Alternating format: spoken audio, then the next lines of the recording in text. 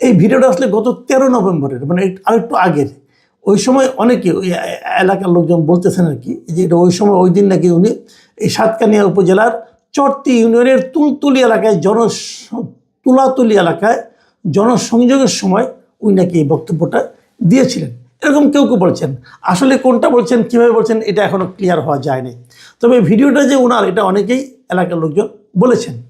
দেখুন, শাহজাহান চৌধুরী কিন্তু একেবারে এলেবেলে কোনো লোক না যে তাকে পাত্তা না দিলেও চলবে, ঘটনা তা না। আমি এর আগে ওনার আগের বক্তব্য নিয়ে যখন আমি ভিডিও করেছিলাম, তখন অনেকে আমাকে বলেছিলেন দেশে কি আর সমস্যা নাই, আওয়ামী লীগের কত অপরাধ আছে, কত স্ক্যান্ডাল আছে, বিএনপির কত সমস্যা আছে, সেগুলি রেখে আমি কেন জামাতের একজন নেতা নিয়ে বলছি যিনি আপনার নীতি নির্ধারক কেউ নন। ভাই, আপনার কথাটা সত্য নয়। উনি নীতি নির্ধারক কেউ এটা বলেন না, উনি জামাতের প্রবীণতম নেতা, জামাতের অত্যন্ত গুরুত্বপূর্ণ নেতা। এই সাতকানিয়ায় ওনার জনপ্রিয়তা আকাশচুম্বী। যে কোনো কারণে উনি এখানে নিয়মিত নির্বাচিত হন। এর আগে 2 বার উনি এখানে নির্বাচিত হয়েছেন। তো অলি আহমদের মতো লোককে হারিয়ে হয়েছেন, কিন্তু এটা কিন্তু একদম চারটেখানি কথা না। কিন্তু উনি অনেক বড় নেতা। চট্টগ্রাম জেলা জামাতের উনি শীর্ষ ব্যক্তিত্ব। এগুলোকে বুঝতে হবে। উনি একদম ওনাকে পাত্তা দেওয়া যাবে না তা না, কিন্তু তারও চেয়ে বড় কথা, যদি উনি এত বড় নেতা নাও হতেন, তবুও আমি এটা নিয়ে আলোচনা করতাম। এই জন্য করতাম যে জামাতের একজন নেতা, একজন ব্যক্তি এই ধরনের কথা বলেই যাচ্ছেন, তার মানেটা কি? তার মানে উনি এটা মনে করেন, উনি এটা বিশ্বাস করেন। এই কথাগুলি উনি নিজের বিশ্বাস থেকে বলেছেন। অনেক সময় এমন হয়, মানুষ অপ্রকৃতস্থ হয়ে যায় হয়তো, মানে বিভিন্ন কারণে, কিন্তু ওনার তো আর অপ্রকৃতস্থ হওয়ার মতো কোনো কারণ নেই। উনি খুবই ধার্মিক একজন মানুষ। তার মানে এই যে কথাগুলি বলেছেন যে আল্লাহ ওনাকে এত ভালোবাসেন, ওনার জন্য আল্লাহ সূর্যকে স্থির করে দেবেন, এই যে চিন্তাগুলো, যে উনি মনে করেন আল্লাহ মানে মেনে নিয়েছেন, আল্লাহ সিদ্ধান্ত নিয়েছেন যে জামাত এবার নির্বাচনে বিজয়ী হয়ে ক্ষমতায় যাবে, এই যে কথাগুলো না, এগুলো উনি ওনার বিশ্বাস থেকে বলেন। এই বিশ্বাসটা এলো কোত্থেকে? এই বিশ্বাসের ভিত্তিটা কি? আমরা এই জিনিসটা আসলে বুঝতে চাই। আপনারা তো বলবেন যে না, জামাত এবার ভালো করছে, জামাতের সঙ্গে বিভিন্ন ছাত্র সংগঠনের, জামাতে যারা ছাত্র সংগঠন আছে তারা বিভিন্ন ছাত্র সংসদে বিজয়ী হয়েছে, এটা দেখেও তিনি বলেছেন। না, এত কাঁচা কাজ করার লোক উনি না। এখন এই জামাতের ক্ষমতায় যাওয়ার যে প্রত্যাশাটা তৈরি হয়েছে তাদের নেতাদের মধ্যে, এটা কি এমনি এমনি হয়েছে? আমি সেটা মনে করি না। এর পেছনে অন্য কিছু কারণ আছে। তারা অবশ্যই ভালো গণসংযোগ করেছেন। আমি যতটুকু জানি, জামাত এরই মধ্যে দেশের প্রত্যেকটা বাড়িতে একবার করে জামাতের কেউ না কেউ গিয়েছিল তাদের ভোটের জন্য। তারা এরকম দাবি করেন আর কি। যদি সেটা হয় তাহলে তো জামাত অনেক দূর অগ্রসর হয়ে গেছে। এবং সেটা অগ্রসর হওয়ার কিন্তু আমি কিন্তু মন্দ কিছু বলছি না, কিন্তু আমার আশঙ্কাটা হলো, আমার ভয়টা হলো সেখানে যে এই ধরনের লোক যদি ক্ষমতায় যায় তখন কি হবে? ক্ষমতায় যাওয়ার আগেই যিনি সূর্যকে থামিয়ে দিতে চান, ক্ষমতায় যাওয়ার আগেই যিনি বলেন যে আমাদের কথা মতো মামলা নিতে হবে, গ্রেফতার করতে হবে, এই কথা ক্ষমতায় যাওয়ার আগেই যিনি বলেন, ক্ষমতায় গেলে উনি কী করবেন? এটা কিন্তু কেবল উনি না, আমি ওনারা মনে করি। উনি বিচ্ছিন্ন করে ব্যক্তিরা এখানে পুরো জামাতেরই গিয়ে চিন্তা। আমি ওই জন্য বলেছিলাম যে জামাতে যারা নাকি নির্বাচিত হয়েছেন ছাত্র সংসদগুলিতে, তাদের আচরণে আমরা দেখতে পাচ্ছি এই ধরনের গোয়ার্তমি, তাদের আচরণে আমরা দেখতে পাচ্ছি এই ধরনের যা ইচ্ছা তা করে একটা প্রবণতা, তাদের আচরণে আমরা দেখতে পাচ্ছি এরে বাদ দিতে হবে, তারে ঢুকতে দিব না, তারে এটা করব, এই ধরনের অধ্যত্ব এটা আমরা দেখতে পাচ্ছি। যার যেটা কাজ না সেটা তারা করতে চাচ্ছেন। ওনার এখতিয়ার যতটুকু, তিনি তার চেয়ে বেশি প্রভাব বিস্তার করতে চাচ্ছেন। এই প্রবণতা জামাত যদি গণমানুষের রাজনীতি করতে চায় তাহলে জামাতকে নিবৃত করতে হবে। আমি জেনেছি যে গত মঙ্গলবার নাকি এই ভদ্রলোককে শোকজ করা হয়েছে, 7 দিনের মধ্যে তাকে জবাব দিতে হবে, তা নাহলে তার বিরুদ্ধে সাংগঠনিক ব্যবস্থা নেওয়া হবে। আমি এটা শুনেছি। কি সাংগঠনিক ব্যবস্থা নেবে সেটা আমি বলতে পারবো না, কিন্তু আমার কথাটা হলো কি, নেওয়া হোক বা না হোক সেটা আলোচনা হলো গিয়ে ওনার বিরুদ্ধে এই সমস্ত এমন কোনো ব্যবস্থা কি নেওয়া সম্ভব হবে যে কারণে জামাতের অন্য নেতা যাদের মধ্যে এই ধরনের চিন্তা সক্রিয় হয়ে গেছে তাদের সেই চিন্তাগুলো থামবে, তাদের সে অধ্যত্ব থামবে। দেখুন, জামাতের সবচেয়ে বড় মানে আপনার একটা নেতিবাচক দিক হচ্ছে জামাতকে কিন্তু অনেক মানুষ বিশ্বাস করে না। এরা ইসলামের কথা বলে, কিন্তু এদের ইসলামটা আসলে কোন ইসলাম? সেই ইসলামটা আসলে আমরা যে ইসলাম, আমরা সুন্নি ইসলাম মুসলমান যারা যেটা পালন করি, যেমন আপনার হেফাজতে ইসলাম, এরা কিন্তু কওমি মাদ্রাসাগুলি এদের, মানে এই লোকগুলি এরা। তো এই কওমি মাদ্রাসা যারা নাকি পড়াশোনা করেন, যারা শিক্ষক আছেন, তারা কি জামাতে ইসলামের যে ইসলাম যেটা তারা যেভাবে বলে জীবনযাপন করার কথা বলে, সেটাকে কি তারা স্বীকার করেন?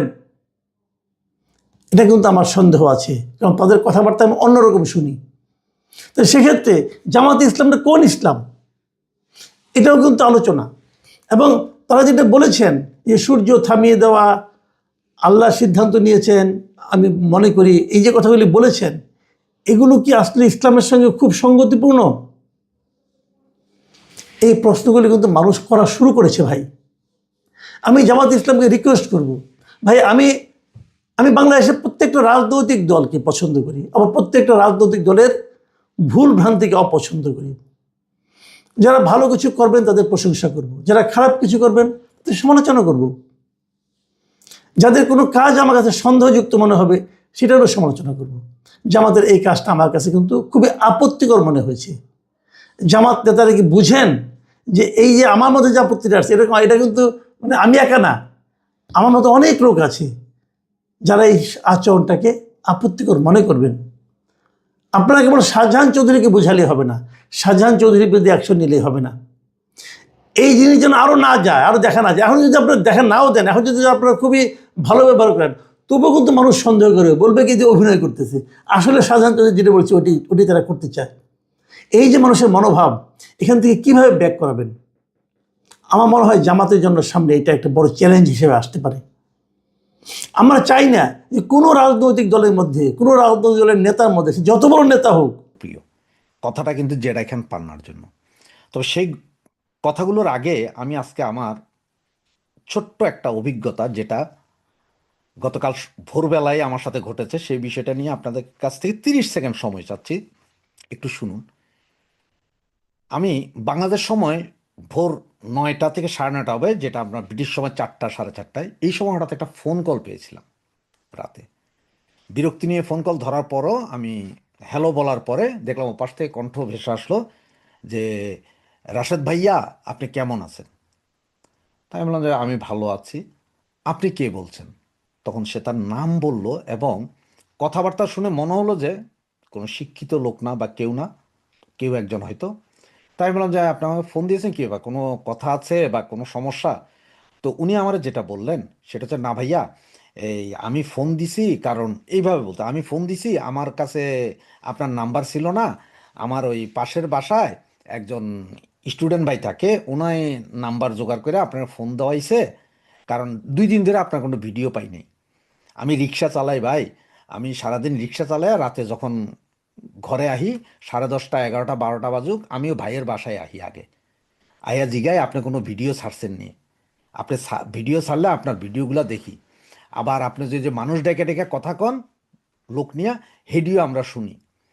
তো এইভাবে আমি আপনার কথা শুনি, 2 দিন ধরে আপনার কিছু পাইনি ভাই, এই জন্য আমি ফোনটা দিছি। আপনি ভালো আছেন? ভিডিও দেন নাই যে? আমি বলছি, আমি একটু অসুস্থ ছিলাম, যার কারণে ভিডিও দিই নাই, কালকে আবার পাবেন, আপনাকে ধন্যবাদ।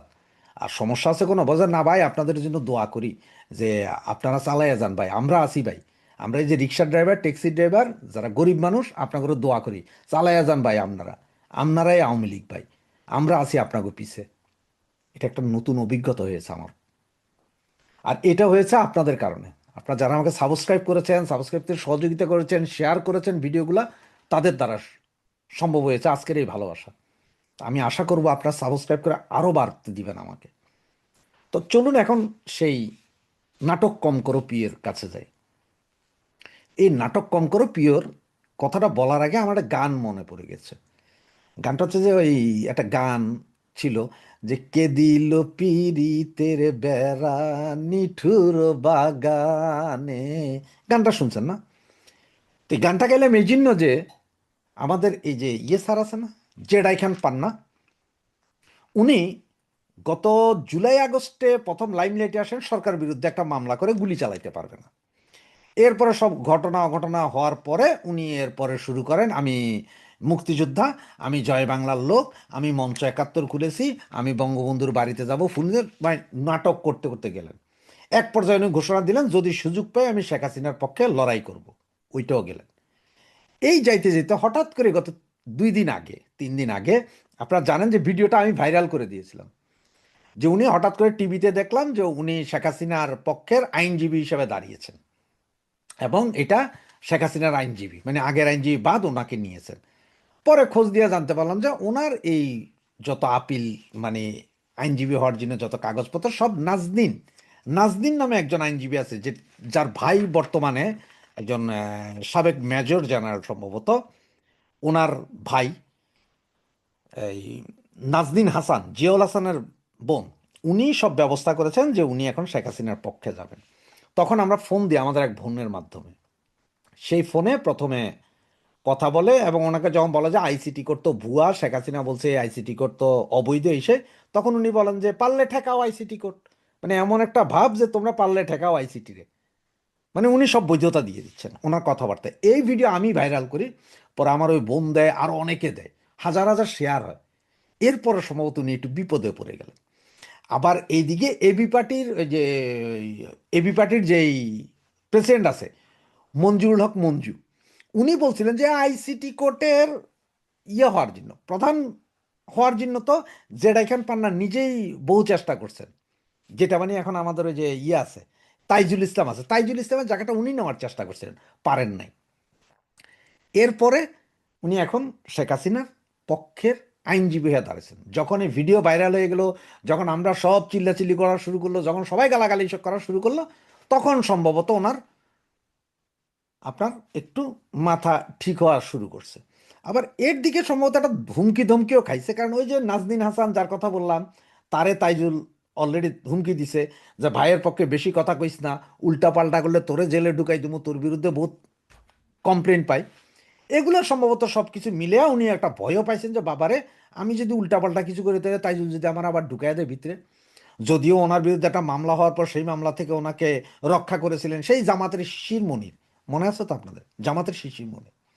আর ওই যে মঞ্জুলক মঞ্জুকে, এবি পার্টির প্রেসিডেন্ট, উনি হচ্ছে যে যেই আব্দুর রাজ্জাক জামাতের বিশাল বড় নেতা ছিলেন, যিনি জামাতকে ভেঙে এবি পার্টি করে দিয়েছিলেন পরে, সেই এবি পার্টির প্রধান, মানে আপনার ওই আব্দুর রাজ্জাকের লোক, ব্যারিস্টার আব্দুর রাজ্জাক চিনেন তাদের, সুতরাং তারা আমাদের চেয়ে আরো ভালো জানে যে কে কি করছে, কারণ যেহেতু জামাতের বি টিম এবি পার্টি। এগুলোর পরে হঠাৎ করে আজকে সকালে কি ঘোষণা দিলেন উনি, যে আমি শেখ হাসিনার পক্ষে উম, দাঁড়াবো না, কারণ শেখ হাসিনা নিজেই এই কোর্ট মানেন না, সুতরাং আমার পার্টি যদি না মানে, মানে শেখ হাসিনা যদি না মানে, তাহলে আমি এই কোর্টে দাঁড়ায় কি করব। সুতরাং আমি কে ক্ষমা করে দিয়েন, অনেকে আমারে পাগল বলে, অনেকে অনেক রকম কথা বলে, আমাকে পাগল করে দিন। আজকে ওনার এই বক্তৃতা, মানে ভিডিও লাইভ, উনি জয় বাংলা জয় বঙ্গবন্ধু দিয়েও শেষ করেছেন। তো কথা হচ্ছে স্যার, আপনি এতদিন জানেন নাই, আজকে 9 মাস ধরে আমরা বলতেছি যে এই আদালত মানি না, এটা ক্যাঙ্গারু কোর্ট, এই আদালত মানি না। শেখ হাসিনা নিজে বলছে আই ডোন্ট কেয়ার, বিভিন্ন ইন্টারন্যাশনাল পত্র পত্রিকাতে আসছে উনি ক্যাঙ্গারু কোর্ট বলছেন। এরপরও আপনি জানেন নাই, আপনি আজকে জানছেন স্যার, মস্কারি করেন স্যার। উনি নাটক, উরি নাটক রে, ওনার নাটকের আর শেষ নাই। আসলে উনি কি চাইছিলেন জানেন, যে শেখ হাসিনা এখন ইন্টারন্যাশনালি সমস্ত মিডিয়াতে আছে, আর এই ইন্টারন্যাশনাল মিডিয়া থাকার কারণে যদি এটা চালানো যায়, এটা একটা প্রচার করা যায়, তাহলে উনিও একটা ইন্টারন্যাশনাল মিডিয়া ব্যক্তিত্ব হয়ে যাবেন। উনি বুঝে গেছেন আওয়ামী লীগ বেশি সময় নেই, যে কোনো মুহূর্তে দাঁড়াইবো আইবো। এরপরও যদি ওনারা যদি ব্যারিস্টার সাহেবেরও যদি কখনো আইনমন্ত্রী করে দেওয়া হয়, বা ব্যারিস্টার সাহেবের যদি আওয়ামী লীগের বিশেষ পোস্ট দিয়ে দেওয়া হয়, প্রেসিডিয়াম সদস্য বানায় দেওয়া হয়, এইসব চিন্তাভাবনা থেকে এই বুড়িটা ভীমরতি ধরছিল। আর ভীমরতিটা ধরা খাইল যখন আমরা সবাই, আপনারা সকলে মিলা শুরু করলেন ওনার ওই ভয়েস রেকর্ডটা ফাঁস করে দেওয়ার। এখন উনি নতুন নাটক, যে উনি শেখ হাসিনার পক্ষে না, উনি জয়, টিউলিপ, তারপরে ববি, পুতুল, এদের পক্ষে দাঁড়াবেন দুদুকের বিরুদ্ধে। যে দুদুকের আইনজীবী যদি উনি হইতেও না পারেন এদের পক্ষে যে আইনজীবী আছেন তার পক্ষ হইয়া উনি আইনি লড়াই চালিয়ে যাবেন বা আইনের পরামর্শ দিবেন। তো তোমার কাছে কি বেটা কেউ চাইছে নাটক করো, খালি নাটক। তো এই নাটকগুলো করছে। আর এদিকে আরেকটা জিনিস দেখেন, গত 2 দিন ধরে টিউলিপ সিদ্দিকীর বিরুদ্ধে যে মামলা করেছে বাংলাদেশে এই দুদু বাইয়ে, এগুলা নিয়ে সারা ব্রিটেনে একটা হই হই রইল। সরকারি দল, বিরোধী দল, ছোট দল, বড় দল সব এক হয়ে গেছে। সবারই কথা হচ্ছে যে টিউলিপের বিরুদ্ধে যা হচ্ছে এগুলা ঠিক না, এটা অবৈধ কোড। এবং সেইখানে সবচেয়ে বড় কথা, কেন এখনো ব্যবস্থা নেয় না? নির্বাচনের আগে অবৈধ অস্ত্র সন্ত্রাসীদের গ্রেপ্তারের জন্য প্রয়োজনে চিরুনি অভিযান চালাতে হবে। যদি এই ধরনের পদক্ষেপ সরকার নিতে পারে তাহলে সুষ্ঠু নির্বাচন হবে, আর পদক্ষেপ নিতে না পারলে সন্ত্রাসীরা জামাত শিবির হাতে ডলা খাবে, কিন্তু রাজপথ এবং ভোট কেন্দ্র কেউ দখল করতে পারবে না। ক্ষমতায় জামাত আসবে, কেউ ঠেকাতে পারবে না। This is final. দর্শক, কি ঘটেছে দেখেন। ইউনূস সরকারের টনক নড়বে। পুরো বিএনপির সব আকামের রেকর্ড ইউনূস সরকারের কাছে আছে, কিন্তু জামাত শিবির জনতা, এনসিপি, ছাত্র জনতাকে এখন জেগে উঠতে হবে। রাজনীতিতে যারা সেকেন্ড হতে চান, বিএনপির বিরুদ্ধে ঝাঁপিয়ে পড়ুন, আপনার ভবিষ্যৎ উজ্জ্বল। দেখেছেন না, জুলাই আগস্টে যে যত আওয়ামী লীগ পেটাতে পেরেছে, যে যত আওয়ামী লীগ বিরোধী হতে পেরেছে, সে তত হিট। আজকে যে যত বিএনপি বিরোধী হতে পারবেন, যে যত বিএনপিকে সাইজ করতে পারবেন, আগামী দিনে সেই হবেন হিরো। অতএব এই সুযোগ কেউ মিস করেন না।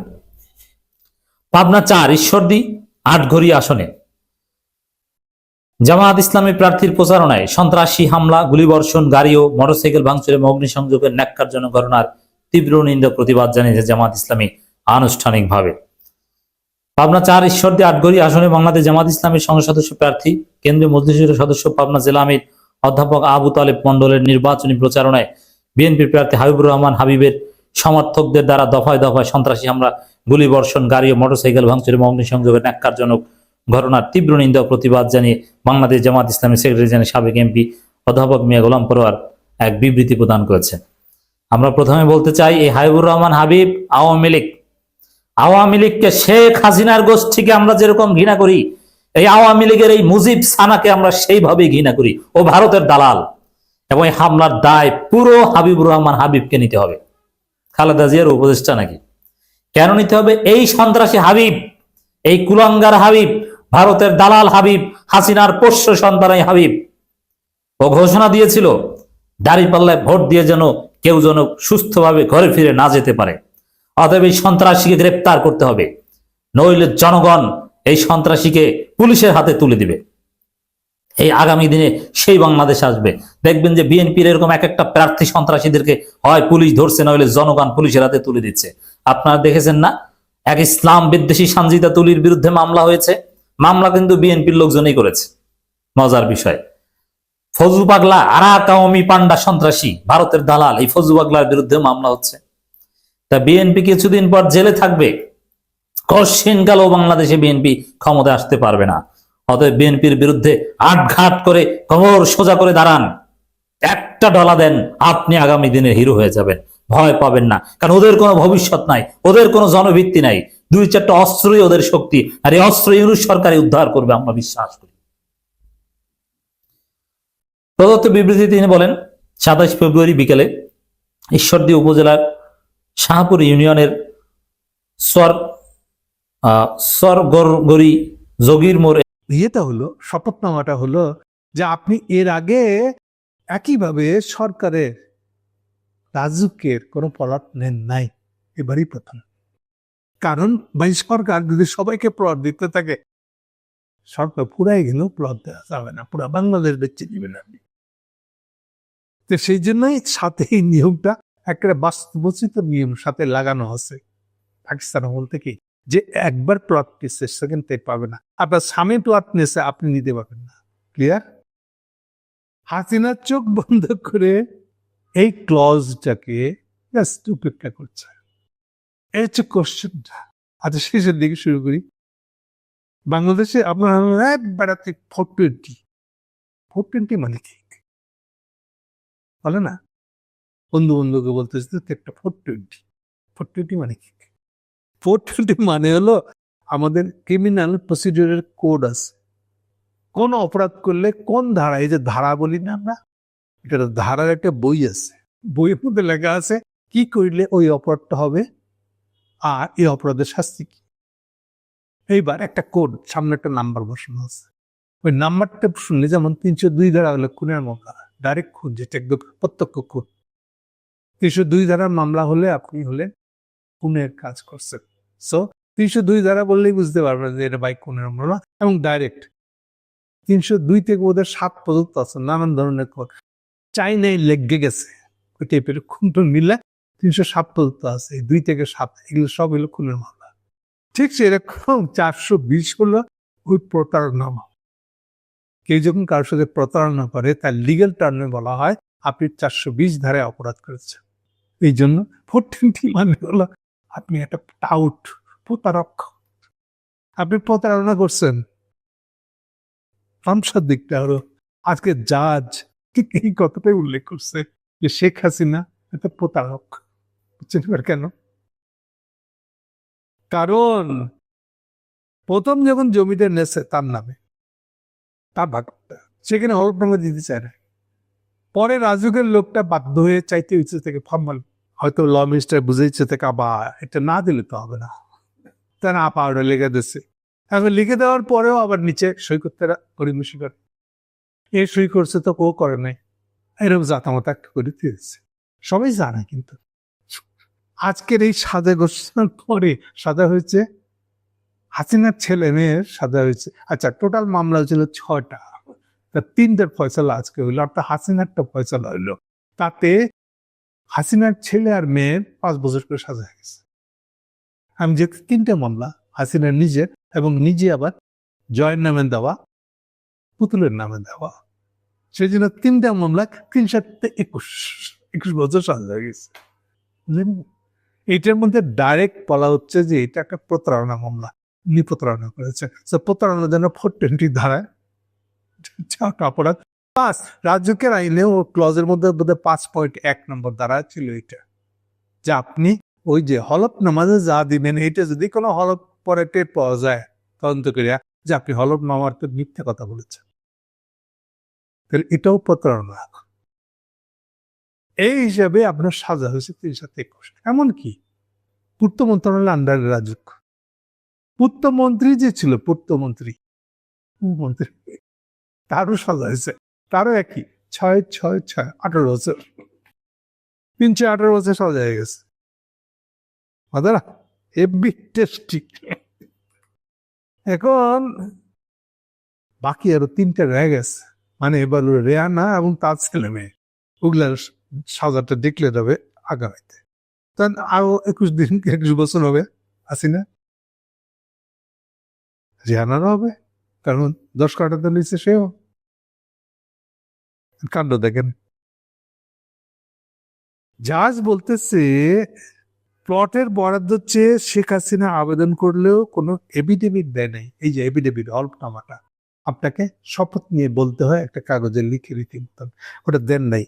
পরে রাজুক থেকে শেখ হাসিনার কাছে এভিডেভিট চাওয়া হয়। তিনি তার স্বামীর নামে আগে থাকতে একটা প্লট বরাদ্দ ছিল, সম্ভবত জানুয়ারি 5-এর কথা বলছে, কিন্তু আশ্চর্যজনক ভাবে তিনি তার স্বামীর নামে আগে থেকে যে প্লট বরাদ্দ ছিল তা তিনি উল্লেখ করেন নাই। এটা তো প্রতারণা। ওইটা কিন্তু আওয়ামী লীগের বোধহয় হাসিনার আমলে কি জানি আওয়ামী সভাপতির নিজস্ব কার্যালয় বলে ইউজ করা হতো। একটা আছে গুলিস্তানে, প্লাস আছে আওয়ামী লীগের কোথাও কোথাও, ইভেন একটা লেটের পশ্চিমের দিকে একটা অফিস করছিল তেজগাঁও ট্রাক স্ট্যান্ডের কাছাকাছি কোথাও জানি, এর ভিতরে ওইটা একটা। সো এগুলো তিনি উল্লেখ করেন নাই। সো এইটা এক ধরনের প্রতারণা জাজ বলতেছে। কিন্তু এছাড়া সে হলফনামায় কোনো আইনজীবী, কোনো নোটারি পাবলিক বা ম্যাজিস্ট্রেটের স্বাক্ষর নাই। এরকম 2টা হলফনামা দেন শেখ হাসিনা, কিন্তু একটারও ভ্যালিডিটি নেই। এইভাবেই চলছে। রাজুর কাছ থেকে একবার চিঠি পাঠাচ্ছে, আর উনি এটা উপেক্ষা করে অন্য কিছু একটা করেন, ওইটা আবার দিতে হয়। শেষে শেখ হাসিনার সম্পর্কে জাজ বলতেছে ওনার সম্পদের প্রতি লোভ আছে। উনি বরাদ্দ না চাইলে কাগজ ছুঁড়ে ফেলে দিতে পারতেন। ওনার লিগ্যাল অ্যাডভাইজার, ল মিনিস্টার, কত কিছু আছে, তাদের দিয়ে মানা করে দিতে পারতেন। কিন্তু তিনি পূর্বাঞ্চলের প্লট বরাদ্দ নিয়েছেন। এক্ষেত্রে রাজুক, গৃহায়ণ মন্ত্রণালয় এবং শেখ হাসিনার অপরাধ করেছেন, তিনি প্রতারণা করেছেন। একটা জাজ যখন বলে প্রধানমন্ত্রী, প্রাক্তন প্রধানমন্ত্রী প্রতারণা করেছেন। এটা সিম্পলি এটা টাকা পয়সা চুরির অপরাধ না, এটা ডিগ্রেডেড। আপনি একটা আনএথিক্যাল, চরমতম আনএথিক্যাল কাজ করছেন, মিথ্যা বলছেন, প্রমাণিত মিথ্যা। সামান্য একটা 10 কাঠা জমির জন্য বলে আপনি কত নিচের মানুষ, এবার চিন্তা করে দেখেন। আপনি হলে বাংলাদেশের প্রধানমন্ত্রী, টানা 15 বছর, 17 বছর প্রায়, আপনি এই কাণ্ড কেমনি করেন না? টাকা পয়সা কত কি নিচ্ছে এগুলা নেই আছে, এগুলা আবার 9-6 বছর না আমি করি নাই, অমুক তমুক গুম করি নাই। ইভেন ওই যে একটা ভিডিও বেড়াইছে দেখছি আবার সালাউদ্দিন নিয়ে জন্য খুবই খারাপ একটি সময় আসতে চলেছে এবং বাংলাদেশের জনগণ যেগুলো আগে কখনো দেখেনি সেটা বাংলাদেশে ঘটতে চলেছে। কেন বলছি? তার পিছনে অনেক বড় কারণ আছে। প্রথমত, গতকালকে একটি নিউজ ভাইরাল হয়েছে, অনেকেই বলছে গুজব, অনেকেই বলছে সত্য। গতকালকে নাকি পাকিস্তানের মধ্যে পিটিআইর সভাপতি সাবেক প্রধানমন্ত্রী ইমরান খানকে জেলের ভিতর হত্যা করেছে পাকিস্তানি পুলিশরা। সেখানে তার 3 বোন দেখা করতে গিয়েছিল ইমরান খানকে, কিন্তু দেখা করতে দেয়নি, বরং তার 3 বোনকে আটক করে ফেলেছে পাকিস্তানি পুলিশ। কেন ওই কথা বলছি? তার পিছনে অনেক রহস্য আছে। প্রথম রহস্য হচ্ছে পাকিস্তানের মধ্যে বিরোধী যে শক্তিটা আছে সেই শক্তিটাকে এখন চিরতরে একেবারে কবর রচনা করে দেওয়ার চেষ্টা চলছে পাকিস্তানি সেনাবাহিনী এবং শাহবাজ শরীফের সিন্ডিকেট এবং আমেরিকা মিলে। এটা করে ফেলতে পারলে এরপরে হাত দিবে বাংলাদেশে পাকিস্তানপন্থী যে শক্তিটা আছে সেই শক্তির উত্থান কিন্তু অলরেডি শুরু হয়ে গিয়েছে আওয়ামী লীগ সরকার পতনের পরে। এখন তারা চাচ্ছে বাংলাদেশের মধ্যে মুক্তিযুদ্ধের বিরোধী শক্তিকে একেবারেই চাঙ্গা করে ফেলতে এবং স্বাধীনতার পক্ষের শক্তি যারা আছে তাদেরকে একেবারেই শুয়ে দিতে। সেজন্য দরকার হলে বাংলাদেশে আরেকটি গৃহযুদ্ধ লাগাবে পাকিস্তান। সেদিকেই কিন্তু আগাচ্ছে এই জামাত ইসলামীর যারা এখন আমির আছে তারা তাদের বক্তব্যের মধ্যেই ক্লিয়ার করে দিচ্ছে বাংলাদেশের মধ্যে নিজামি হচ্ছে অনেক বড় কিছু এবং গোলাম আজম ছিল বাংলাদেশের অনেক বড় কিছু। গোলাম আজম মানেই হচ্ছে বাংলাদেশ, নিজামি মানেই হচ্ছে বাংলাদেশ, আলী মোজাহিদ মানেই হচ্ছে বাংলাদেশ। চট্টগ্রামের শাহজাহান চৌধুরী এসব বক্তব্য অনেকদিন যাবত দিয়ে আসছে। শেখ মুজিব বাংলাদেশের কিছু না, শেখ মুজিব মুক্তিযুদ্ধ করেনি, বাংলাদেশে আবার কিসের মুক্তিযুদ্ধ হয়েছে? তারা এখন বাংলাদেশকে পাকিস্তান করে ফেলার চেষ্টা চালায়। সে কারণে তাদের আগামীতে একটি কাজ করতে হবে, সেটা হচ্ছে ভারতের সাথে বাংলাদেশের একটি ছোট স্কেলে যুদ্ধ লাগাতে হবে। এখন তো বলে কয়ে আর যুদ্ধ হবে না, সে কারণে প্লট তৈরি করছে পাকিস্তান। কিভাবে প্লট তৈরি করছে?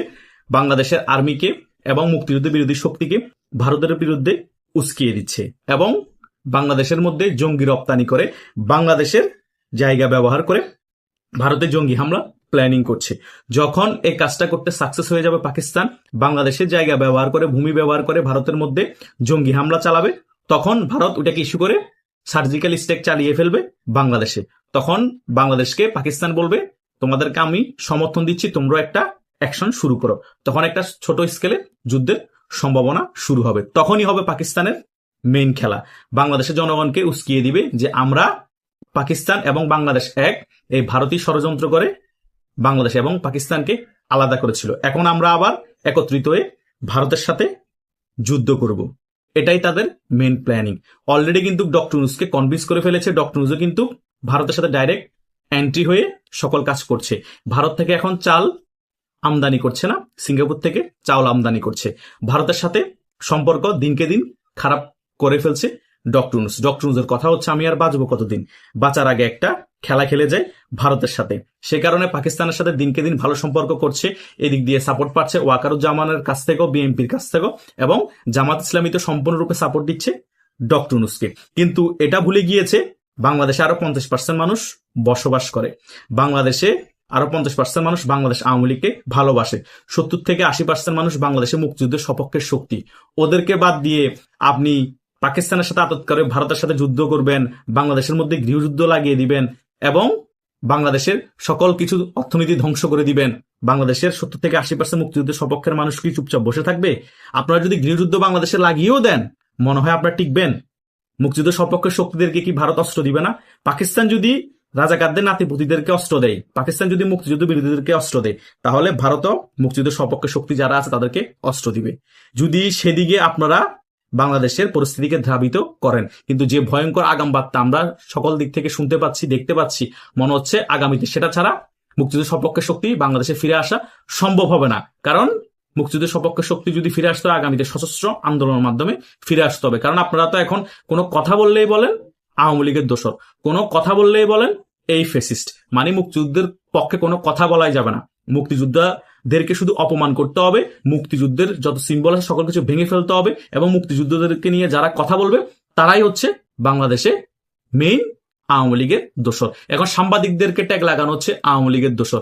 এখন যারা অন্যান্য ব্যক্তিত্ব আছে, শিক্ষকদেরকে ট্যাগ লাগানো হচ্ছে আওয়ামী লীগের দোষর। মানে মোট কথা হচ্ছে সরকারের বিরুদ্ধে যারা যাবে, যারাই জামাতের বিরুদ্ধে কথা বলবে, যারাই পাকিস্তানের বিরুদ্ধে কথা বলবে, তারাই আওয়ামী লীগের দোষর। এভাবে করে গৃহযুদ্ধ পরিস্থিতি তৈরি করে মানে সেটা গুণ করলে কত হয়? এত টাকা, মানে শেখ হাসিনা শুধুমাত্র স্বর্ণ দিয়ে আছেন। তো এই কথা এবং এত বড় আবিষ্কার করা এবং এই কথা প্রচার করার পর সরকার যেটা আশা করেছিল যে সারা বাংলাদেশে একটা সিসি রব পড়ে যাবে, যে একই কথা। শেখ হাসিনার মতো এরকম লোভী একজন মহিলা, সে এই রাষ্ট্রের অর্থ দেশের বাইরে পাচার করেছে, বস্তায় বস্তায় সে স্বর্ণ দেশের বাইরে পাচার করেছে, এবং তাকে যে হেলিকপ্টারে করে নিয়ে যাওয়া হয়েছে, সেই হেলিকপ্টার না হলেও 20 থেকে 30 ট্রাঙ্ক স্বর্ণ ছিল। তার প্রমাণ হলো ব্যাংকের ভল্টের মধ্যে, বা ব্যাংকের সেই যাকে বলা হয় ভোল্ট, তো আর কেউ ভাড়া নিতে পারে না, ওই ছোট ছোট বাক্স আছে, অগ্রণী ব্যাংকের ছোট ছোট বাক্স আছে। আমি জানি না, এরকম একটা বাক্সতে আমার কোনো লকার নেই, যেটাকে লকার বলা হয়। এই ব্যাংকের একটা লকারে আসলে কতটুকু স্বর্ণ রাখা যায়, কতগুলো দলিল রাখা যায়। তার নামে 2টো লকার বরাদ্দ ছিল। এই 2টো লকারের আকার কতটুকু, আয়তন কতটুকু, এবং সেখানে যে সকল জিনিস পাওয়া গেছে বলে বলা হচ্ছে, যেমন সেখানে একটা সোনার হরিণ পাওয়া গেছে। আবার সেই হরিণের বিভিন্ন অঙ্গ প্রত্যঙ্গ তামা দিয়ে জোড়া দেওয়া হয়েছে। তো চিন্তা করেন যে শেখ হাসিনার, তিনি যে পাগল, তার মাথায় যে কোনো বুদ্ধি নেই এবং তার যে কোনো রুচি নেই, এটা ওনার এই সোনার হরিণ দেখলে বোঝা যায়। তিনি স্বর্ণ দিয়ে হরিণ তৈরি করেছেন, সোনা দিয়ে হরিণ তৈরি করেছেন, সোনার হরিণ। কিন্তু সেই হরিণের হাত পায়ের যে বন্ধন, এটা দিয়েছেন তামা দিয়ে। এ কাজ কেউ করে বলেন তো? এরপরে অনেকগুলো বড় বড় স্বর্ণ দিয়ে তিনি নৌকা তৈরি করেছেন। এরকম একটা নৌকার ছবি আমরা দেখলাম। এখন নৌকা যে কয়টি এটা বলা যাচ্ছে না। তো এখন ওই যে নৌকা এবং হরিণ, এই হরিণটা কত বড় হরিণ, সাইজ কি? এই কারণে হলো পত্রিকা আমরা যে ছবি দেখেছি, তাহলে তো আমরা যেমন, আমি একজন এমপি হয়েছি, এমপি হওয়ার পরে অনেকে স্বর্ণের নৌকা, কোটপিন আমাকে উপহার দিয়েছে। এটা আওয়ামী লীগের অহরহ। আমার কাছে বাসায় এরকম 20-25টি এরকম স্বর্ণের নৌকা আছে, আমি এগুলো কখনো ব্যবহার করি না। তো এগুলো ওদের হয়তো 5-6 হাজার টাকা, একদম হালকা, মানে কোনো মতে কোনোটা এত পাতলা করে তৈরি করে দেয়, 1/2 ইঞ্চি ছোট্ট একটা কোটপিন। কিন্তু এটাকে যদি আপনি তৈরি, মানে ছবি তুলতে চান, এটাকে এত বড় করে আপনি ছবি তুলতে পারবেন, দেখে মনে হবে যে অন্তত 1 কেজি দিয়ে একটা স্বর্ণের নৌকা তৈরি করে গোলাম মোল্লা রনিকে দেওয়া হয়েছে। তো কাজেই আসলে ওখানে বলতে হবে যে ওই স্বর্ণের যে হরিণটি বা স্বর্ণের যে নৌকাটি, এটার আকার কি, আয়তন কি, এবং সেই আকার আয়তন মানে ব্যাংকের যে লকার, সেই লকারে ঢুকে কিনা। 1 2 নম্বর হলো এখানে 10 কেজি বা 12 কেজি স্বর্ণের গহনা। আপনি যদি সলিড গোল্ড হয়, বার হয়, তাহলে 10 কেজি সলিড গোল্ডের যে বার, এটা রাখার জন্য খুব বেশি জায়গা দরকার হয় না। তো কিন্তু যদি আপনাকে 10 কেজির আপনার গহনা হয় বা বিভিন্ন ইনস্ট্রুমেন্ট হয়, তাহলে এখানে দেখা গেল যে বিরাট একটি আলমারি, 10-12টা ট্রাঙ্ক দরকার হতে পারে। এটা নির্ভর করে যে আপনি কী ধরনের অর্নামেন্টস তৈরি করেছেন, এটার উপর নির্ভর করে। এবং এর আগে এরকম একটা প্রজেক্ট 111-এর সময় কিন্তু ব্যর্থ হয়েছিল। অর্থাৎ বলা হয়েছিল যে ব্রিফকেসে করে শেখ হাসিনাকে ঘুষ দিয়েছেন একজন ব্যবসায়ী 2 কোটি না কত কোটি টাকা বা 20 কোটি টাকা, এরকম একটা গল্প 111-এর সরকার ছড়ালো। তো পরবর্তীতে সবাই দেখলো যে যে ব্রিফকেসের কথা বলা হচ্ছে, সেই ব্রিফকেসে আসলে 2 কোটি বা 20 কোটি টাকা তো দূরের কথা, মানে তার 10 ভাগের 1 ভাগ টাকাও ওই ব্রিফকেসে ঢোকানো যায় না। যদি এখন 1000 টাকা নোট হয়েছে, কিন্তু 11-11 সময় যে সময়ের কথা বলা হচ্ছে তখন সর্বোচ্চ নোট ছিল 500 টাকার নোট। তো 500 টাকার নোট হিসেবে যদি বান্ডেল করা হয়, তো সেক্ষেত্রে 20 কোটি টাকা যদি কাউকে ঘুষ দিতে হয় তাহলে বিশাল বড় কয়েকটা ট্রাঙ্ক লাগে, এছাড়া সম্ভব না। ফলে কি হলো, এই যারা গল্প তৈরি করেছে, গল্প তৈরি করতে গিয়ে এরা প্রায় ফ্লপ করে। আমাদের দেশে যেটা হয় যে বিভিন্ন ধরেন গোয়েন্দা সংস্থাতে বেশিরভাগ ক্ষেত্রেই লোকজন বোকা, এরা এত যাকে বলে কতটা স্টুপিড, আপনি এগুলো মানে শার্লক হোমসের সেই বিখ্যাত দুনিয়া কাঁপানো যে গল্প, সেই দুনিয়া কাঁপানো গল্প এবং তার যে শার্লক হোমসের যে অ্যাসিস্ট্যান্ট ছিলেন ডক্টর ওয়াটসন সম্ভবত, তা চিন্তা করেন যে শার্লক হোমস দুনিয়ার এত বড় গোয়েন্দা এবং তার চিফ মানে অফিসার, প্রধান ব্যক্তি, তো তার বুদ্ধি কোন পর্যায়ে ছিল। তিনি যে গল্পটা করছেন সেটা বলা হয় যে পৃথিবীর সর্বকালের সেরা কৌতুক।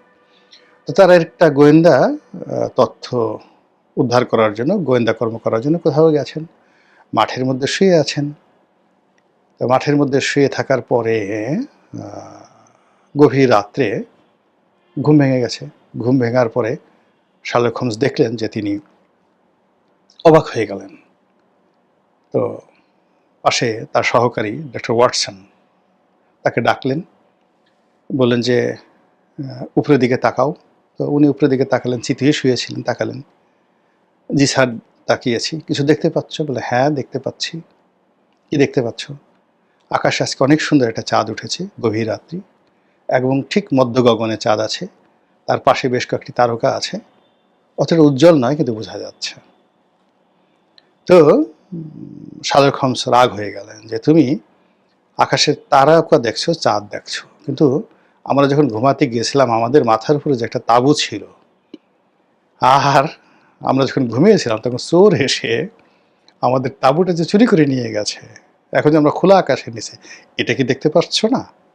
তো এই হলো গোয়েন্দাদের জ্ঞান বুদ্ধির সীমা পরিসীমা।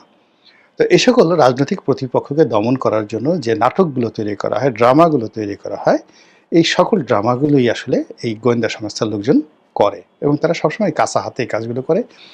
এরাই সেই রিচার্ড নিক্সনকে ডুবিয়েছে সেই ওয়াটারগেট কেলেঙ্কারির মাধ্যমে।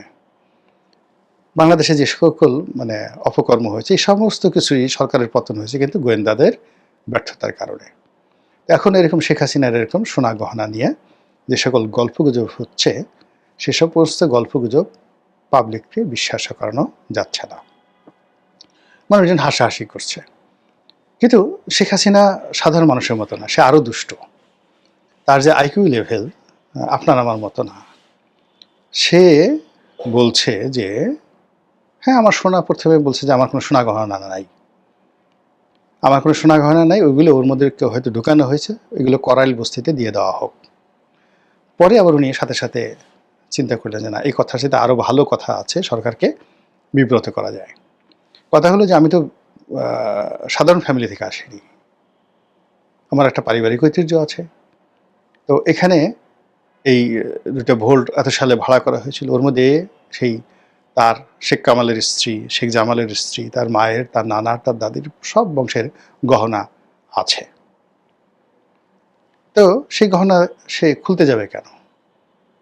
সে গহনা, আমি জীবিত আছি, চাবি আমার কাছে। তো এগুলো তো, এই গহনা ভোল্ট ভাঙা মানে ডাকাতি। কেন তারা এই ডাকাতি তারা করতে গেল? এই ডাকাতি করতে যেতে হলে তো তাদের কোর্টের অনুমতি দরকার, আদালতের রায় দরকার। এইভাবে তিনি প্রশ্ন করলেন।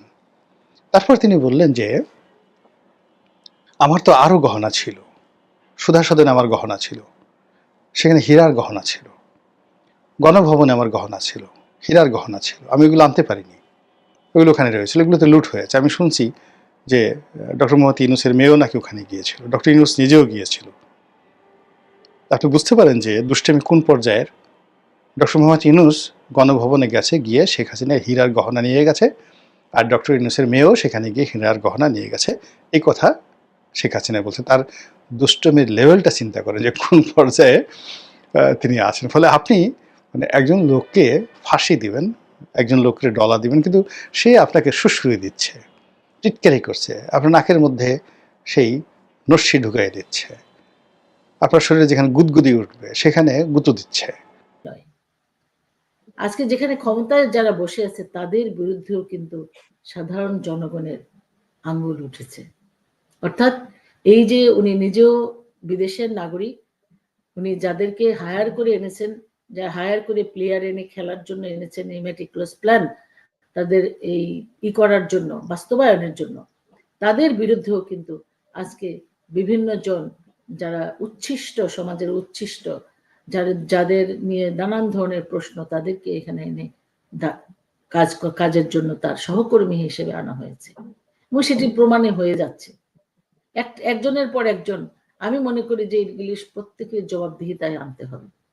ওরা পালিয়ে যাতে না পারে সেই ব্যবস্থাটা করা উচিত আমি বলবো। আর যে বিষয়টা সেটা হচ্ছে যে শুধুমাত্র যে আওয়ামী লীগের নেতাকর্মীকে, সমর্থককে বা মানে সাপোর্ট করলেও তাকেও ছাড়া হচ্ছে না। সুতরাং এটি কিন্তু একই সাথে আমি বলবো এই নৈরাজ্যের অংশ হিসেবে একই সাথে সাধারণ মানুষের সাথে, আওয়ামী লীগের সাথে যা করা হচ্ছে, একই কাজ করা হচ্ছে প্রশাসন, পুলিশের সাথে। আজকে যে কথার প্রশ্ন উঠেছে, পুলিশকে, তাদেরকে উচ্চপদস্থ যারা শিবিরের সাপোর্টার, সে সমস্ত পুলিশ অফিসাররা সাধারণ পুলিশদেরকে ডেকে নিয়ে যে তাদের মোবাইল চেক করা, তাদেরকে তাদের ফেসবুকের আইডি চেক করা, তাদের কথা কার সাথে কথা বলেছে সেগুলো চেক করে করে তারপরে সেগুলোকে ক্লু বের করে তাদেরকে বিদায় করার ব্যবস্থা করা। আজকে কেউ নিরাপদ না, কেউ নিরাপদ না। প্রশাসন থেকেও আমরা একইভাবে দেখছি, প্রশাসন থেকেও এই খুঁটে খুঁটে বাদ দেওয়া হচ্ছে। তা আপনি যদি এরকম কম্বলের বাঁচতে থাকেন, বাংলাদেশের অর্ধেকেরও বেশি মানুষ আওয়ামী লীগ করে, আওয়ামী লীগের সাপোর্টার, আওয়ামী লীগকে সমর্থন করে। সুতরাং এদেরকে যদি আপনি তুলতে যান তাহলে আপনার কম্বল থাকবে না, কম্বলের আর কোনো চেহারা থাকবে না। সুতরাং এটাই কিন্তু হয়ে যাচ্ছে। আপনি কয়জনকে বাদ দিবেন?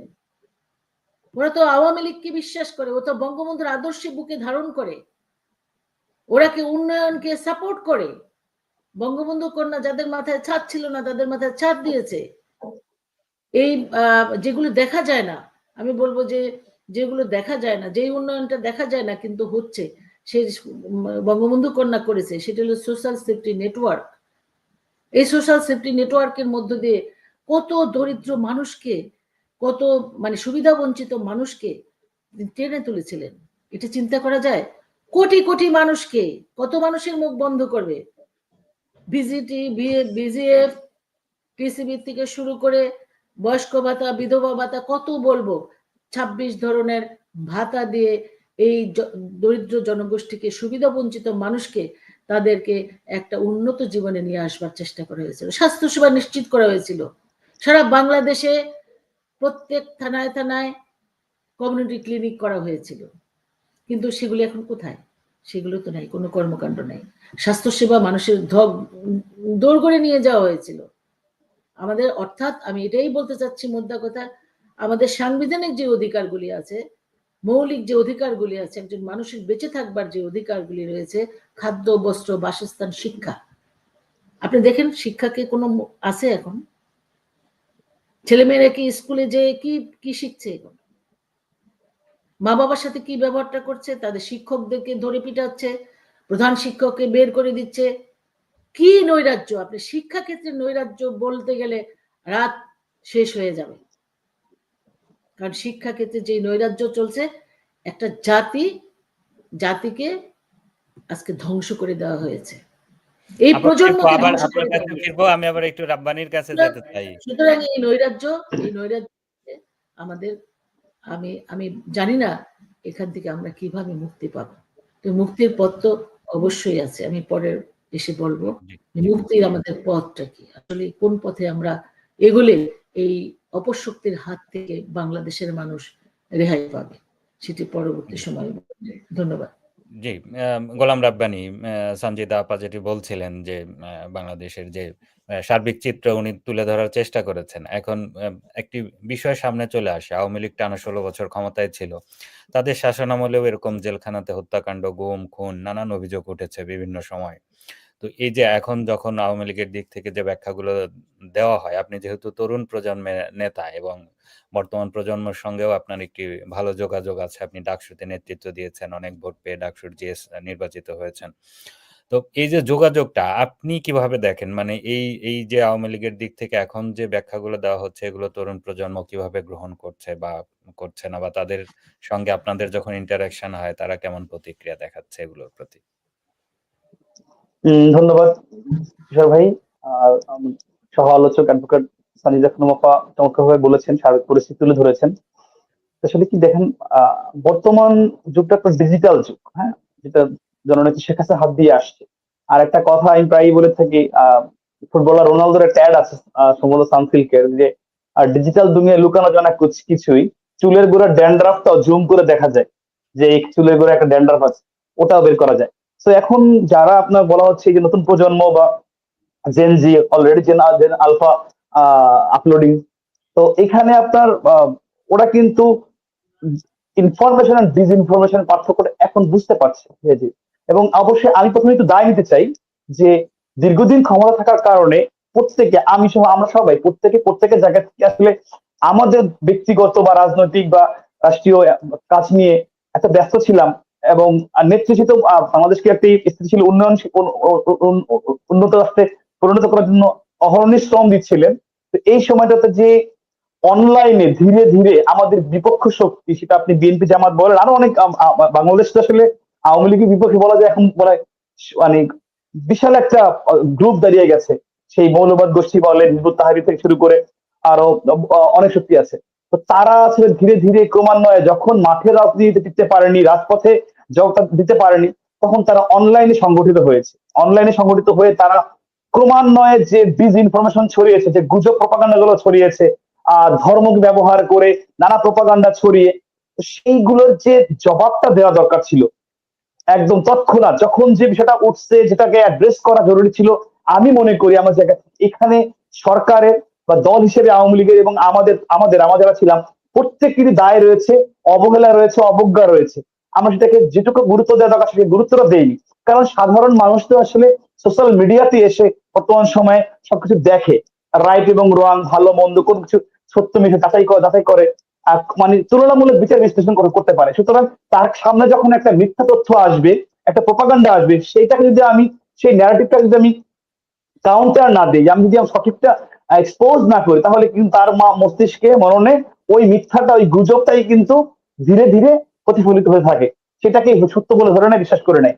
সুতরাং আমি বলবো যে এই দীর্ঘ সময় আমরা আমাদের অপোনেন্টের তৈরি করা গুজব সন্ত্রাস, তথ্য সন্ত্রাসকে সঠিকভাবে মোকাবিলা করতে অনেকটাই ব্যর্থ হয়েছি। কিন্তু আসার কথা হচ্ছে এইটা, যে এই সময়ে এসে, বিশেষ করে 5ই আগস্টের পরে অনেকের ঘুম ভেঙেছে। আমাদের যারা আদর্শিক সহযোদ্ধা আছে, আমাদের যারা বৃহৎ শক্তি আছে, মুক্তিযুদ্ধের পক্ষের শক্তি, বঙ্গবন্ধুর আদর্শের বিশ্বাস করে যারা, তাদের এই শক্তিটা কিন্তু ধীরে ধীরে তারা ধীরে ধীরে ঘুম ভেঙেছে, তারা আড়ষ্টতা ভেঙেছে, বুঝতে পারছে যে অনলাইনে তাদেরকে আরো বেশি সক্রিয় হয়ে তারা এখন কিন্তু ওদের যে কোনো গুজব প্রপাগান্ডাকে তৎক্ষণাৎ আপনার কাউন্টার দিচ্ছে, সত্যটাকে সামনে আনছে।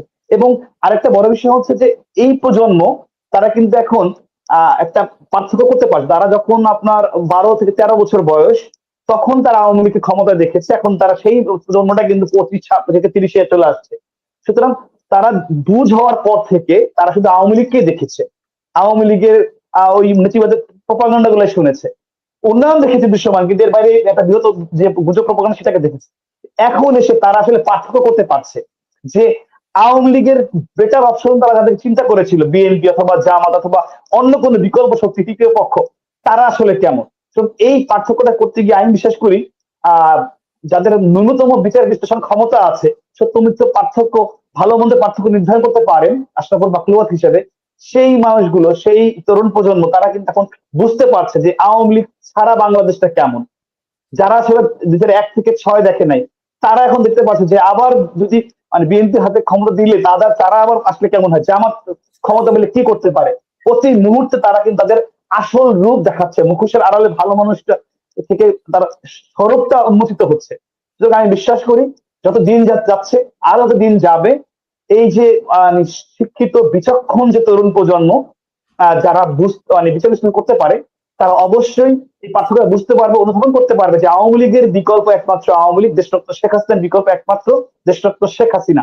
প্রতিটা মানুষ যারা আসলে জুলাই আন্দোলনের সময় মেটিকুলাস ডিজাইনে বিভ্রান্ত হয়ে যারা আসলে এই এই বলয়ের মধ্যে পড়ে গিয়েছিল, তারা আজকে আমি আমাদের ঢাকা বিশ্ববিদ্যালয়ের একজন শিক্ষক আব্দুল্লাহ মামুন স্যার, তার একটা পোস্ট দেখছিলাম, প্রাসঙ্গিক মনে হয়েছে আমার কাছে। তিনি বলছিলেন যে জঙ্গল মনে করেছিল আওয়ামী লীগকে, জঙ্গল মনে করে সাতটারাতে গিয়ে জঙ্গল কেটে ফেলেছে, কেটে দেখে যে বিশাল বড় খাল হয়ে গেছে, সেই খাল দিয়ে কুমির আসছে। হ্যাঁ, এখন সেই কুমির কিন্তু তাদেরকে প্রতি মুহূর্তে তাড়া করছে শয়নে স্বপনে, প্রত্যক্ষভাবে। আজকে কোন সেক্টর বলবেন, উন্নয়নের সেক্টরটা আমি বাদ দিলাম, উন্নয়ন তো বন্ধ হয়ে গেছে। বিগত এই 1.5 বছরে একটা বড় উন্নয়ন প্রকল্পের ইটের গাঁথনিও হয়নি। দেশরত্ন শেখ হাসিনা যত উন্নয়ন প্রকল্প করেছে সেইগুলোর ভিত্তিপ্রস্তর স্থাপন করা বা সেইগুলোর চালু করে সেটাকে অনগোয়িং গুলোকে চালু করে মানে ক্রেডিট নেওয়াতে তারা ব্যস্ত ছিল, তাতে তাদের 1.5 বছর পেরিয়ে গেছে। আর এবারে আইন শৃঙ্খলার চরম অবনতি হয়েছে। আজকে একটা সাধারণ আমি বহু এই বন্ধু জুলাই আন্দোলনে যারা আসলে স্বাধীন বলেছে, চিৎকার করেছে, তাদের কয়েক শত, আমি নিজের সোশ্যাল মিডিয়া অ্যাক্টিভ, আমি দেখি তারা ছিনতাইয়ের শিকার হচ্ছে, মারধরের শিকার হচ্ছে, তাদের পরিবার নিরাপত্তাহীনতায় ভুগছে, চুরি ডাকাতি হচ্ছে। সেনাবাহিনীর পরিবার, রানিং সেনা অফিসার, তার পরিবারে গলা কেটে হত্যা করে তাকে ডাকাতি করে নিয়ে যাচ্ছে। এই বাংলাদেশ তারা আজকে উপহার পেয়েছে, যেখানে কারো জীবনের ন্যূনতম নিরাপত্তা নাই, খুন, ধর্ষণ, রাহাজানি, ছিনতাই, ডাকাতি up to the top mark, যেটা আসলে ইতিহাসে স্বাধীনতার পর থেকে সবচাইতে নাজুক অবস্থায় বর্তমানে আইন শৃঙ্খলা পরিস্থিতি রয়েছে। এরকম একটা পরিস্থিতি। এবং একটা ছোট্ট বিষয় আমি যেটা স্বাধীনতা বলছিলাম, আমরা আলাপ করছিলাম, ইনফ্যাক্ট দেখেন সাধারণ মানুষের তো মৌলিক অধিকার হরণ করা হয়েছেই, সেখানে ইন্টারেস্টিং একটা ঘটনা আমি যেটা পেলাম গত সপ্তাহে, আপনার ঢাকার ডিআইজি রেঞ্জ ডিআইজি অফিসে আপনার 40 জন, পুরো জোন থেকে 40 জন অফিসারকে সাব ইন্সপেক্টরকে তারা ডেকে নিয়েছে। ডেকে নিয়ে হুট করে কোনো কি কারণে তাকে বলেনি, ডেকে নিয়ে তাদেরকে আপনার সবার মোবাইল জমা নিয়েছে। এবং বাহিরে পুলিশ অফিসারদের বাইরের তথাকথিত আইটি এক্সপার্ট নামে, মূলত শিবিরের মানে আইটি টিমের লোকজন, ওদেরকে নিয়ে এসে 4 ঘন্টা ধরে তাদের মোবাইল চেক করিয়েছে কোনো আওয়ামী সংশ্লিষ্টতা আছে কিনা, বা তাদের মানে ফেসবুক, হোয়াটসঅ্যাপ, মানে কল লগ সবকিছু চেক করেছে। যেখানে একজন প্রশাসনের মানুষ, অফিসার, তার কোনো মানে ব্যক্তিগত স্বাধীনতা নাই, যেসব ধরনের কাজ আওয়ামী লীগের সময় কখনো কেউ কল্পনা করতে পারে, এই ধরনের কাজ কখনো হয়নি। সেই কাজগুলো এরা এখন করছে, মানে সব দিক থেকে তাকে বলে চেপে ধরা, নাভিশ্বাস তৈরি করা সাধারণ মানুষের এবং প্রশাসনের সবারই। সুতরাং তারা প্রত্যেকেই এই দীর্ঘশ্বাসা ছাড়ছে, আগেই ভালো ছিলাম। এবং যেটা আপনি বলছেন এই প্রজন্ম, এই প্রজন্মটা এখন বলতে শুরু করেছে যে অবশ্যই তারা আগে ভালো ছিল, এই পরিবেশ, এই বাংলাদেশ, এই পরিস্থিতি তারা চায় না। ধন্যবাদ।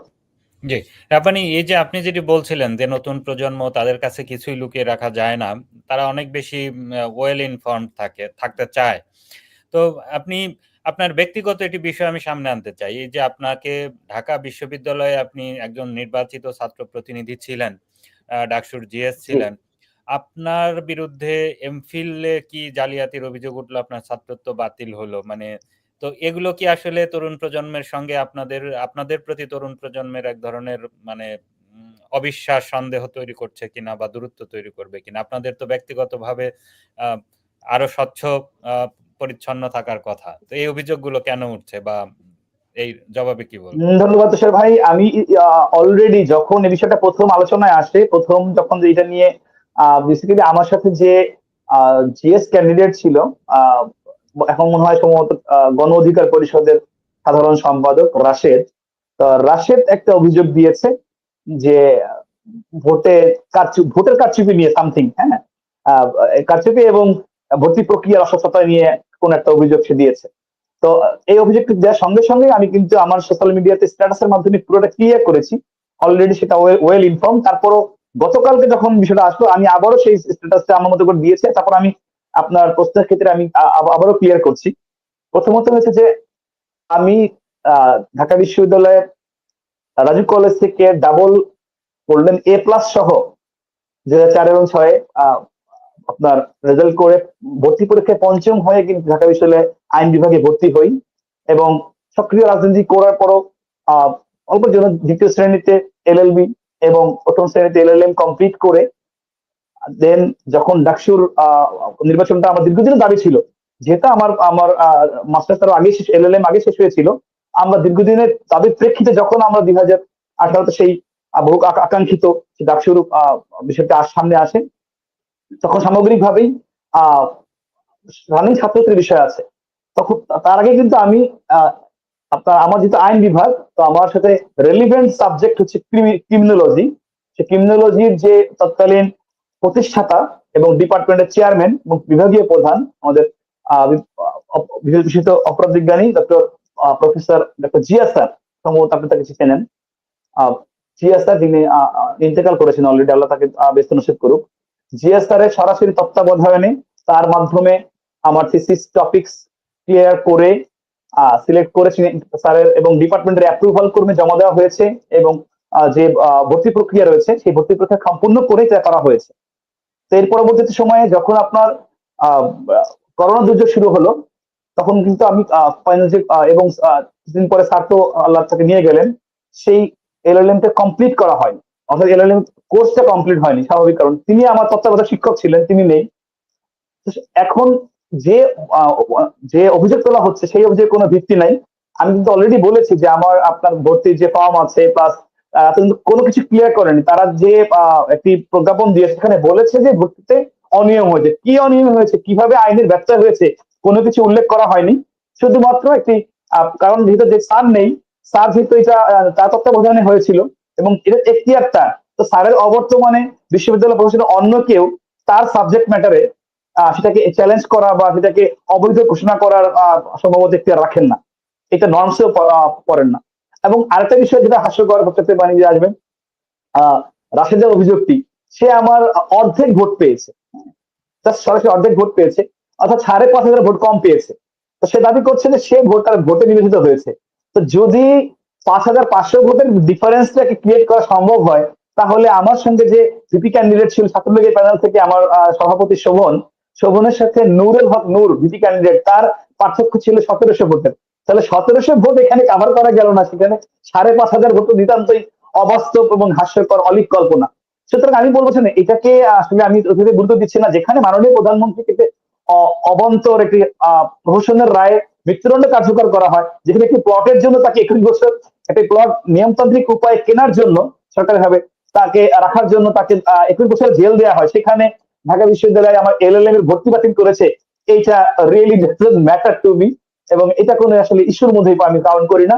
কারণ এই সরকার যেমন অবৈধ, এই সরকারের নিয়োগকৃত এই ঢাকা বিশ্ববিদ্যালয়ের প্রশাসন সম্পূর্ণ অবৈধ, তাদের গৃহীত সকল সিদ্ধান্ত অবৈধ। সুতরাং সেই অবৈধ প্রশাসনের অবৈধ সিদ্ধান্তকে পাত্তা দেওয়ার বা সেটাকে কাউন্ট করার কোনো যৌক্তিক কারণ আছে বলে আমি মনে করি না।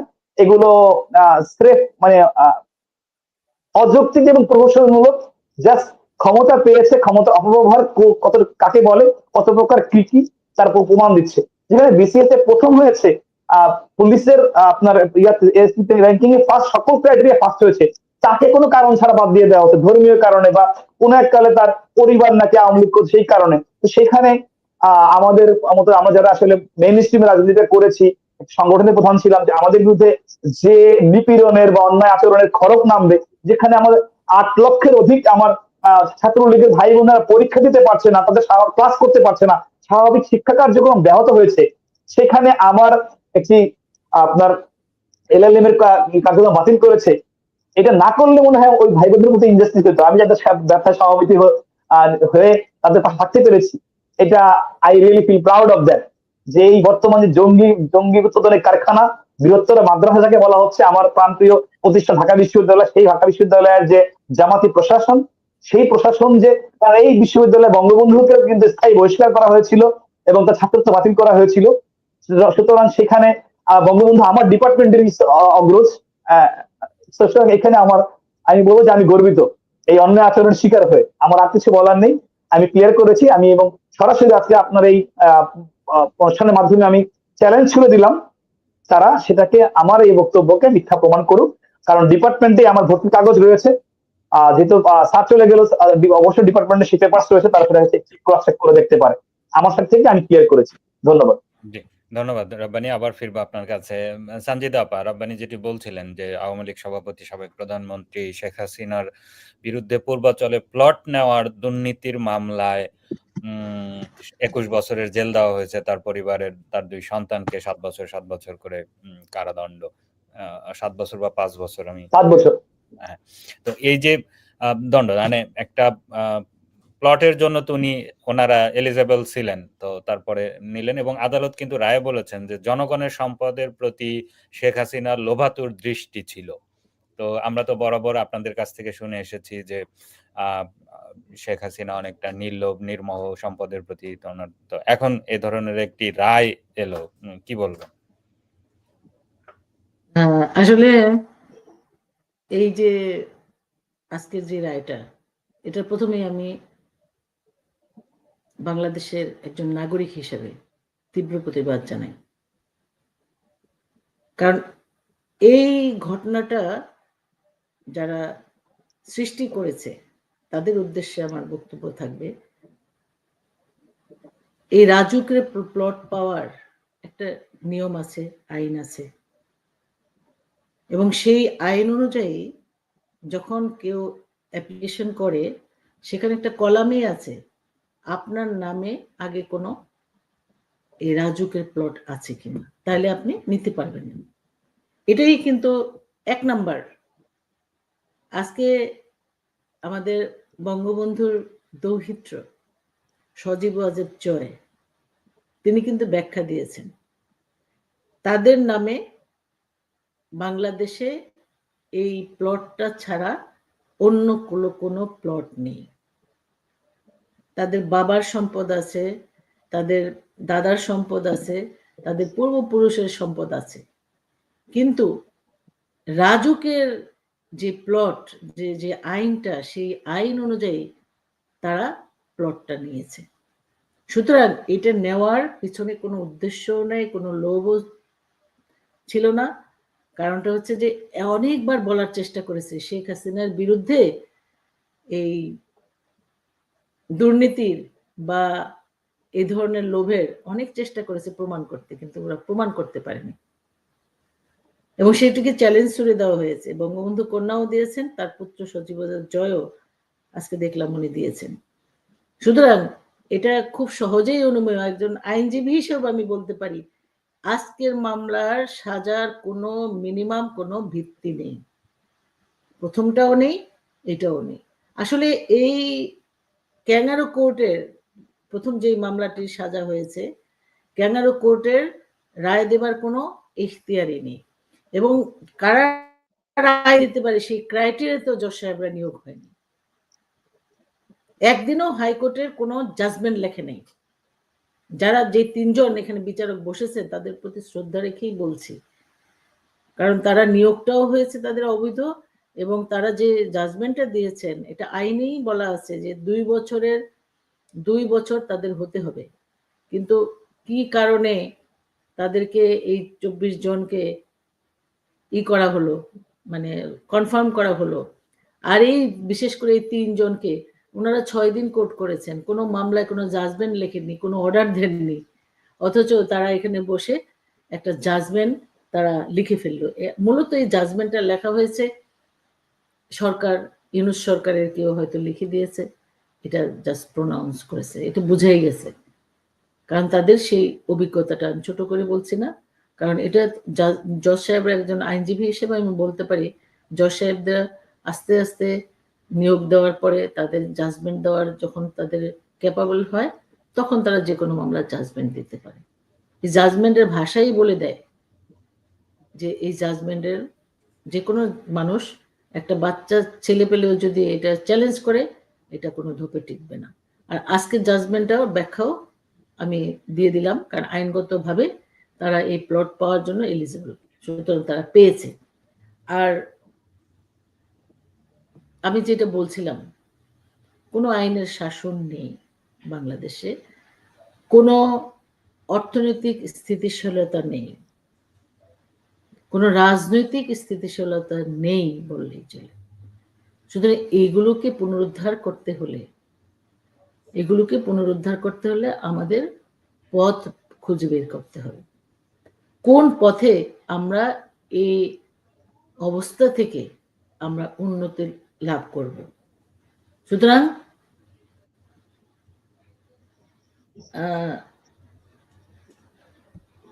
আচ্ছা, তো একজন দর্শক মনে হয় মন্তব্য করছে, হ্যাঁ কমেন্টস করেছে, সেই কমেন্টসে তার প্রতি আমি ভালোভাবেই বলছি, শ্রদ্ধা রেখেই বলছি। তো এই প্লট না নিলে কিছু হতো না, কিন্তু তার যে রাইট একজন নাগরিক হিসেবে, সে তো বাংলাদেশেরই নাগরিক, তার রাইট আছে একটা রাজুকের প্লট পাবার। সে অ্যাপ্লিকেশন করেছে, সে যোগ্যতা প্রমাণ করেছে যে সে প্লট পেতে পারে, সে প্লট নিয়েছে, এতে দোষের কিছু নেই। সুতরাং আমি যেটা বলতে চাই ছোট বিষয় একটু অ্যাড করি, যে কমেন্টটা যিনি করেছেন তিনি লিখেছেন যে তিনি আমেরিকার নাগরিক। তার আসলে তথ্য যে ভুল আছে সেটাই বলছি, যে বাংলাদেশের নাগরিক এবং এই অবৈধ সরকার অবৈধভাবে তার পাসপোর্ট বাতিল করার পরে বাধ্য হয়ে তিনি তখন সিটিজেন নিয়েছে, সেটা 5 আগস্টের পরে। সুতরাং এই প্লট নেওয়া হয়েছে বাংলাদেশের নাগরিক হিসেবে। এই আমি সেটাই বলছি, তো এই ভুল ধারণাটা হয়তো এই দর্শক যিনি কমেন্ট করেছেন তারা রয়েছে, সেই জন্যই বললাম আর কি। এক্স্যাক্টলি তাই।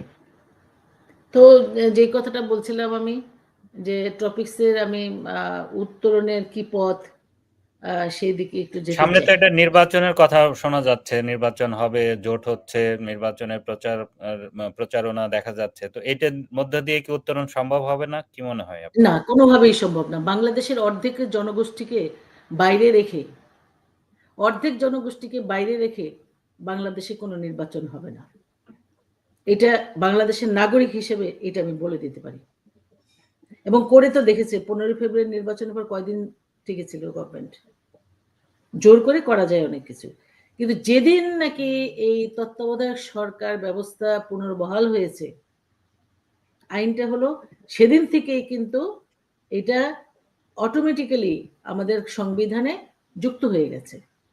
তো সংবিধানে যদি যুক্ত হয়ে যায়, তো সেটা কার্যকর কিন্তু তখন থেকেই হওয়ার কথা, এবং অবিলম্বে এটা উত্তরণের প্রধান পথ হচ্ছে অবিলম্বে তত্ত্বাবধায়ক সরকারের একটা গঠন করা, আইন অনুযায়ী সেই গঠিত সরকারের কাছে ক্ষমতা হস্তান্তর করা, ক্ষমতা হস্তান্তরের পরে সেই তত্ত্বাবধায়ক সরকার এসে একটা ভালো একটা সংলাপ রাজনৈতিক দলগুলির সাথে, ইনক্লুডিং আওয়ামী লীগ, কারণ অর্ধেকের বেশি জনগোষ্ঠী আওয়ামী লীগ করে, এই যে বাছাবাছি হচ্ছে, অর্ধেকেরও বেশি আওয়ামী লীগ সাপোর্টার, আওয়ামী লীগের লোক।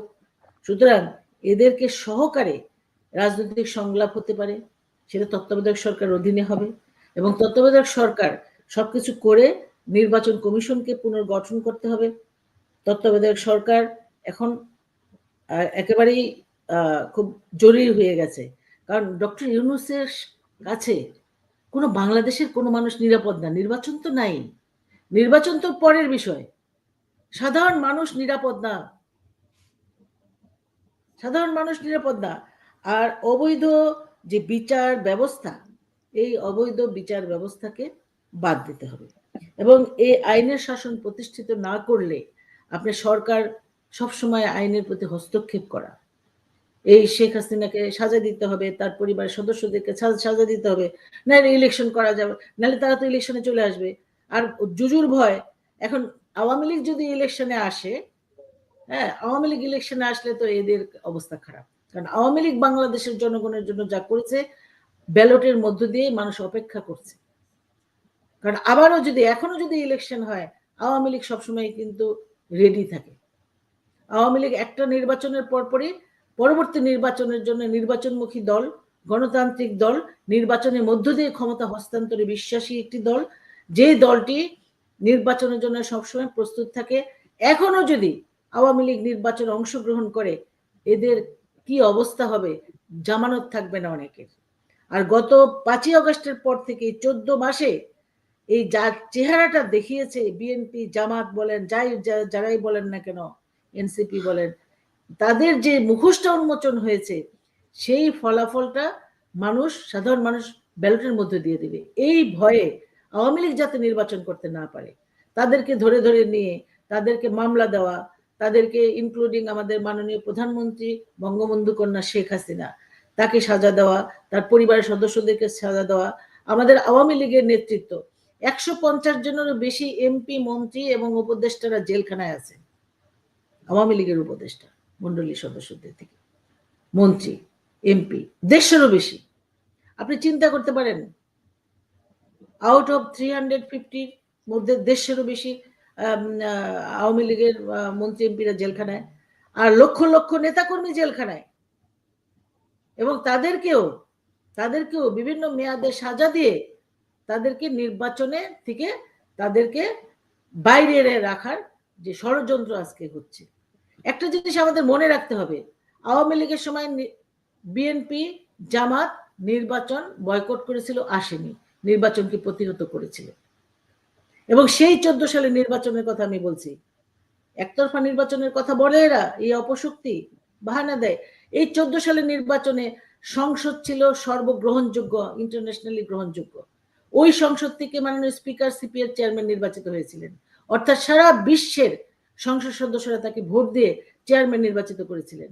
আইপিও হচ্ছে ইন্টারন্যাশনাল এমপিদের একটা প্রতিষ্ঠান, যে প্রতিষ্ঠানে প্রায় 250-এর মতো দেশ সেখানে অংশ নিতে পারে নির্বাচনে।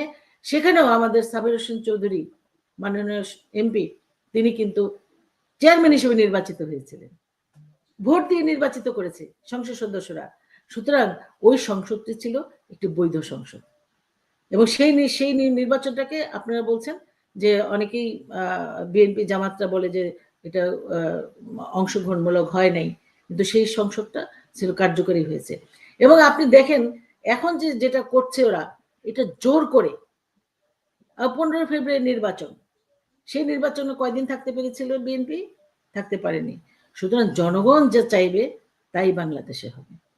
আর আজকে আওয়ামী লীগকে জোর করে মিথ্যা এলিগেশন দিয়ে মানবতা বিরোধী অপরাধ করেছে কারা, তাদেরকে আইনের আনা আনতে হবে। আমি বলবো যে এই উত্তরণের একটা পথ, পুলিশ হত্যার বিচারকে বন্ধ করে রাখা, এইটাকে ছড়াতে হবে।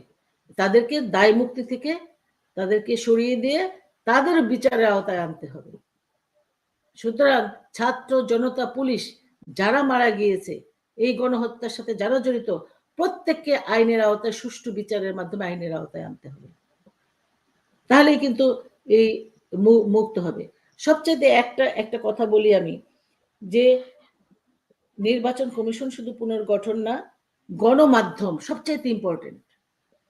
আপনি তুষার, আপনি একটা বাংলাদেশে একটা ভালো মিডিয়াতে আপনি কাজ করতেন এবং নিরপেক্ষ সংবাদ সম্প্রচার করতেন।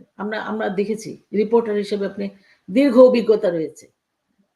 সাংবাদিকরা কি কথা বলতে পারে? আজকে কতগুলি নামকরা পত্রিকার যে প্রধান সম্পাদক, তাদেরকে জেলখানায় দেওয়া হয়েছে। আপনি মত প্রকাশ অধিকার কথা বলেন, সাধারণ মানুষের মত প্রকাশ তো দূরে থাক, একজন সাংবাদিক আজকে কথা বলতে পারছে না, সাংবাদিককে কণ্ঠরোধ করে রাখা হয়েছে, সাংবাদিকদের গ্রেপ্তার করা হচ্ছে, সাংবাদিকদের হত্যা করা হচ্ছে, সাংবাদিকদেরকে দেশের বাইরে যেতে বাধ্য করা হচ্ছে। এই যে নৈরাজ্য, এই নৈরাজ্য আপনি কিভাবে মোকাবেলা করবেন? আপনি সাংবাদিকদেরকেও আপনি কথা বলার অধিকারটা ফিরিয়ে দিতে হবে।